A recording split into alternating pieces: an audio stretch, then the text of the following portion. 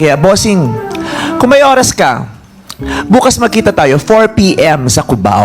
Vice Ganda may hamon na oras at lugar kay Bossing Vic Soto.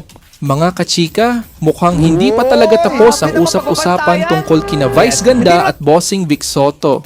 Matapos ang naging viral nilang palitan ng I love you sa live television, may panibago na namang eksenang pinag-uusapan ng maraming netizens. Sa isang panibagong mensahe, diretsahang sinabi ni Vice Ganda na gusto niyang makita at makausap ng personal si Bossing Vic. Ayon kay Vice, naging abala siya noong araw na iyon.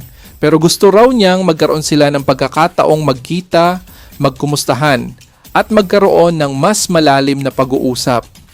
Mas lalong naging usap-usapan ang lahat ng banggitin ni Vice ang isang oras at lugar para sa posibleng pagkikita. Sinabi niyang kung may oras si Bossing Vic, maaari silang magkita ng alas 4 ng hapon sa Cubao. Dahil dito, agad namang nagsimula ang iba't ibang haka-haka online. Marami ang nagtatanong kung simpleng biro lang ba ito o may mas malaking dahilan sa likod ng inaabangang pagkikita. May ilang netizens ang naniniwalang posible itong maging simula ng isang proyekto na matagal nang hinihiling ng publiko. Isa sa mga lumalabas na espekulasyon ay ang posibilidad ng isang pelikulang pagsasamahan nina Vice Ganda at Vic Soto na maaaring ihanda para sa darating na Metro Manila Film Festival. Kung sakaling mangyari ito, marami ang naniniwalang magiging isa ito sa pinakamalaking collaboration sa kasaysayan ng Philippine entertainment. Hindi maikakailang parehong naging matagumpay ang dalawa sa kani-kanilang mga pelikula at programa, kaya marami ang gustong makita silang magsama sa iisang proyekto.